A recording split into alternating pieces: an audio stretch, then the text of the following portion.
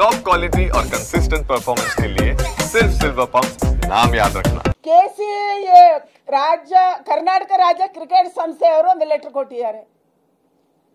Third ರಾತ್ರಿ ಇರಬಹುದು ಇದು ಅವರದೇ ಲೆಟರ್ ಇದು. ಇದರಲ್ಲಿ ಅವರು ಹೇಳ್ತಾರೆ, this is to also inform that honorable chief minister and the honorable deputy chief minister shall be gracing the occasion and facilitating the RCB players and support.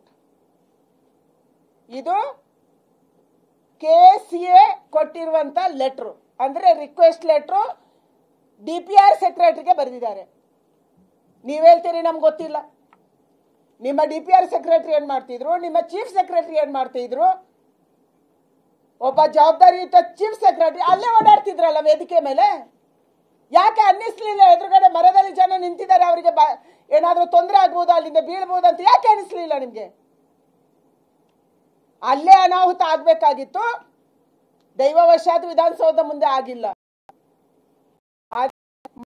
ಸತ್ತಿದ್ರು, ಅಷ್ಟರೊಳಗೆ ಸತ್ತೋಗಿದ್ರು.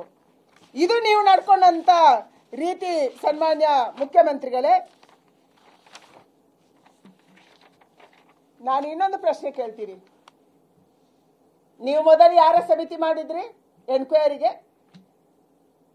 ಜಗದೀಶ್ ಅವರ ನೇತೃತ್ವದಲ್ಲಿ ಡಿಸ್ಟ್ರಿಕ್ಟ್ ಕಮಿಷನರ್ ಸಮಿತಿ ಮಾಡಿದ್ರಿ. ನಾವು ಪ್ರಶ್ನೆ ಕೇಳಿದ್ವಿ, ಒಬ್ಬ DC ಮುಖ್ಯಮಂತ್ರಿ ಮತ್ತು ಉಪಮುಖ್ಯಮಂತ್ರಿಗಳಿಗೆ ಎನ್ಕ್ವೈರಿ ಮಾಡಕ್ಕೆ ಸಾಧ್ಯನಾ? ಮಾಡಕ್ಕೆ ಧೈರ್ಯ ಇದೆಯಾ ಅವರಿಗೆ? ಜಗದೀಶ್ ಪಾಪದ ವ್ಯಕ್ತಿಯೊಬ್ರು, ನಮ್ಮ ಉಡುಪಿಯಲ್ಲಿ ಅವರು DC ಇದ್ರು. ಅವರ ಕಮಿಟಿಯನ್ನು ನೀವು ಮಾಡಿದ್ರೆ ಅವ್ರ ಹೆಂಗೆ ಎನ್ಕ್ವೈರಿ ಮಾಡಕ್ ಸಾಧ್ಯ ಅಂತ ಪ್ರಶ್ನೆ ಕೇಳಿದ್ವಿ. ನೀವೇನ್ ಮಾಡಿದ್ರಿ? ಮೈಕಲ್ ಡಿಕುಣ್ಣ ಅವರ ಸಮಿತಿಯನ್ನ ಮಾಡಿದ್ರಿ. ಯಾಕೆ ಮಾನ್ಯ ಮುಖ್ಯಮಂತ್ರಿಗಳೇ? ಮೈಕಲ್ ಡಿಕುಣ್ಣ ಅವರು ಈಗಾಗಲೇ COVID-19 ತನಿಖೆಯನ್ನ ಮಾಡ್ತಾ ಇದ್ದಾರೆ. ಮತ್ತೆ ಅವರಿಗೆ ಯಾಕೆ ನೀವು ತನಿಖೆಗೆ ಎರಡನೇ ಕಮಿಟಿಗೆ ಮಾಡಕ್ ಹೊರಟ್ರಿ? ಅದನ್ನೇ ರಿಪೋರ್ಟ್ ಕೊಟ್ಟಿಲ್ಲ ಇನ್ನು. ಕೋವಿಡ್ನ ಹಗರಣಗಳ ಬಗ್ಗೆ ನೀವೊಂದು ಕಮಿಟಿ ಮಾಡಿ ಅವರನ್ನ ನೇತೃತ್ವ ಕೊಟ್ಟು ಅವರಿಗೊಂದು ಜವಾಬ್ದಾರಿ ಕೊಟ್ಟಿದ್ದೀರಿ. ಈಗ ಮತ್ತೆ ಅದೇ ಮೈಕಲ್ ನಮ್ಗೇನು ವಿರೋಧ ಇಲ್ಲ. ಯಾವುದೇ ನಮ್ಮ ರಾಜ್ಯದ ಮಾಜಿ ರಿಟೈರ್ಡ್ ಆದಂತ ನ್ಯಾಯಾಧೀಶರುಗಳ ಮೇಲೆ ನಮ್ಗೇನು ವಿರೋಧ ಇಲ್ಲ.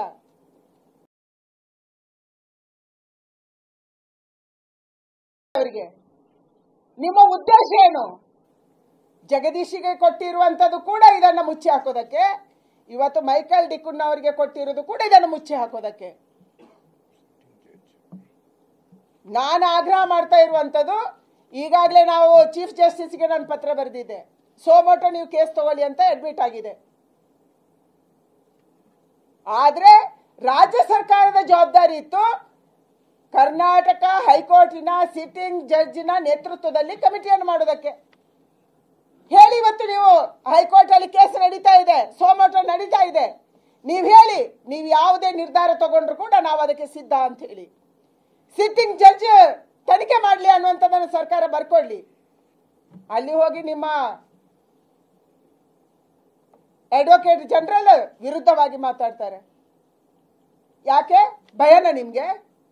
ನಿಮ್ದೇನು ತಪ್ಪಿಲ್ಲ ಅಂದ್ರೆ, ಸರ್ಕಾರದೇನು ತಪ್ಪಿಲ್ಲ ಅಂದ್ರೆ, ಸರ್ಕಾರದ ಪಾರ್ಟೇ ಬೆಂಗಳೂರಿನ ಪೊಲೀಸ್ ಕಮಿಷನರ್, ಸರ್ಕಾರದ ಪಾರ್ಟ್ ತಾನೆ ಅವರು.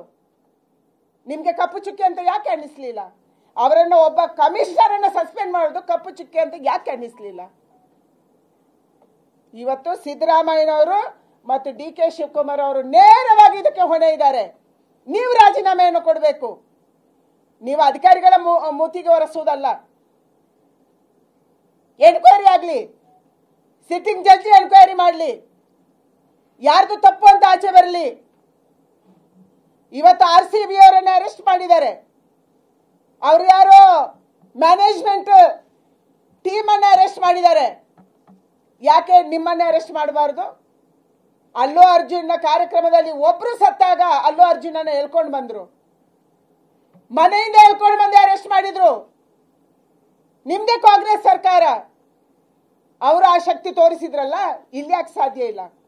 ನಾನು ಕಾಂಗ್ರೆಸ್ನ ಹೈಕಮಾಂಡ್ಗೆ ಕೇಳಕ್ಕೆ ಇಚ್ಛೆ ಪಡ್ತೀನಿ, ಎಲ್ಲದಕ್ಕೂ ಮೂಗು ತೂರಿಸ್ತಾ ಇದ್ರು ರಾಹುಲ್ ಗಾಂಧಿ ಅವರು. ಈಗ ಎಲ್ಲಿದ್ದಾರೆ? ಸುರ್ಜೇವಾಲಾ ಎಲ್ಲಿದ್ದೀರಪ್ಪ ನೀವು? ಕರ್ನಾಟಕದಲ್ಲಿ 11 ಮಕ್ಕಳ ಬಲಿಯಾಗಿದೆ, 70ಕ್ಕಿಂತ ಹೆಚ್ಚು ಜನ ಅಡ್ಮಿಟ್ ಆಗಿದ್ದಾರೆ. ಅಡ್ಮಿಟ್ ಎಲ್ಲಾಗಿದ್ದಾರೆ ಗೊತ್ತಿಲ್ಲ. ನಾನೇ ಬೌರಿಂಗ್ ಹಾಸ್ಪಿಟ್ಲ್ ಹೋದೆ, 2 ಮಕ್ಕಳು, ಒಬ್ಬ BCom ಓದ್ತಿದ್ದಾನೆ, ಇನ್ನೊಬ್ಬ BBA ಓದ್ತಾ ಇದ್ದಾನೆ, ಒಬ್ಬ ತರೀಕೆರೆ ಅವನು, ಒಬ್ಬ KR-ಪುರಂ ಅವನು. ಕಾಲು ಮುರಿದಿದೆ. ನಾನು ಚೀಫ್ ಸೆಕ್ರೆಟರಿಗೆ ಫೋನ್ ಮಾಡಿ ಹೇಳಿದೆ, ಮುಖ್ಯಮಂತ್ರಿಗಳಿಗೆ ಪತ್ರ ಬರೆದೆ, ಅವರನ್ನ ಯಾವುದಾದ್ರೂ ಒಳ್ಳೆ ಹಾಸ್ಪಿಟ್ಲಿಗೆ ಸೇರಿಸಿ, ಅವರ ಭವಿಷ್ಯ ಇದೆ. ಮಲೇರಿರುವಂತ ಒಂದು ಮಗುವಿನ ಕಾಲು ಮುರಿದ್ರೆ ನಾಳೆ ಅವನು ಯಾವುದಕ್ಕೂ ಲಾಯ್ಕಿಲ್ಲ ಅಂದ್ರೆ ಏನಾಗುತ್ತೆ? ಸತ್ತವರು ಸತ್ತಿದ್ದಾರೆ, ನೀವು ಕೊಂದಾಯ್ತು.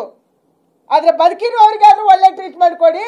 ಒಳ್ಳೆಯ ಎಲುಬು ತಜ್ಞರ ಹತ್ರ ನಾವೇನು ಬೌರಿಂಗ್ ಕೆಟ್ಟದು ಅಂತ ಹೇಳಲ್ಲ, ಅಲ್ಲಿ ಡಾಕ್ಟರ್ ಕೂಡ ರಜೆಯಲ್ಲಿದ್ರು. ಆದ್ರೆ ನೀವು ಒಳ್ಳೆ ಹಾಸ್ಪಿಟಲ್ ಅಲ್ಲಿ ಅವರಿಗೆ ಟ್ರೀಟ್ಮೆಂಟ್ ಕೊಡಿಸಿ, ಸರ್ಜರಿ ಮಾಡಿಸಿ ಅಂತ ನಾನೇ ಫೋನ್ ಮಾಡಿ ಹೇಳಿದೆ ಚೀಫ್ ಸೆಕ್ರೆಟರಿಗೆ. ಚೀಫ್ ಸೆಕ್ರೆಟರಿ ಹೇಳ್ತಾರೆ ಅಲ್ಲಿ ಯಾರೂ ಇಲ್ಲ. ನಾನು ಬೆಳಿಗ್ಗೆ ನೋಡಿ ಬಂದಿದ್ದೀನಿ, 1 ಅವರ್ ಮೇಲೆ ನಾನು ಫೋನ್ ಮಾಡ್ತೀನಿ, ಇವ್ರು ಯಾರಿಗೂ ಮಾಹಿತಿ ಇಲ್ಲ. ಅಂದ್ರೆ ಈ 70 ಜನ ಎಲ್ಲೋದ್ರು? ಆ 70 ಜನರಲ್ಲಿ ಎಷ್ಟು ಜನಕ್ಕೆ ಸೀರಿಯಸ್ ಇದೆ? 11 ಜನ ಸಾಯ್ಬೇಕು ಅಂದ್ರೆ ಇನ್ಯಾರಿಗೋ ಸೀರಿಯಸ್ ಇರಬೇಕು. ಎಲ್ಲಿದ್ದಾರೆ ಅವರು? ಅದನ್ನು ಇವತ್ತು ಸರ್ಕಾರ ಮುಚ್ಚಿ ಹಾಕ್ತಾ ಇದೆ. ಅವರ ಪ್ರಾಣಕ್ಕೂ ಬೆಲೆ ಇಲ್ಲ. ವೈದೇಹಿಗೆ ಹೋಗಿದ್ದೆ ನಾನು, ಅಲ್ಲಿ ಕೇಳಿದೆ ಯಾರು ಬಿಲ್ ಕಟ್ಟಿದ್ದಾರೆ ಇಲ್ಲಿ ತನಕ ನಿನ್ನೆಯಿಂದ ಅಂತೇಳಿ. ಆ ಕುಟುಂಬ ಬಿಲ್ ಕಟ್ಟಿತ್ತು. ಸರ್ಕಾರ ಹೇಳುತ್ತೆ ನಾವು ಖರ್ಚು ನೋಡ್ತೀವಿ. ಅದು ಯಾವಾಗ ಕೊಡ್ತೀರಿ ಅದನ್ನಾದ್ರೂ ಹೇಳಿ. ಒಂದು ಹೆಣ್ಮಗಿನ ಪೂರ್ತಿ ಗರ್ಭಕೋಶಕ್ಕೆ ತೊಂದರೆ ಆಗಿದೆ, ತುಳಿದಿದ್ದಾರೆ. ಡಿಗ್ರಿ ಓದುವಂತ ಹೆಣ್ಮಗಳದು ತಾಯಿ ಅಳ್ತಾ ಕೂತಿದೆ, ತಾಯಿ ಡಿಪ್ರೆಷನ್ಗೆ ಹೋಗಿದೆ ವಿದಿನ್ 1 ಡೇ. ಆದ್ರೆ ಈ ಸರ್ಕಾರದವರು ಒಬ್ರು ಹೋಗಿ ಅಲ್ಲಿ ನೋಡಲ್ಲ, ಒಂದು ಪೊಲೀಸ್ ಇಲ್ಲ.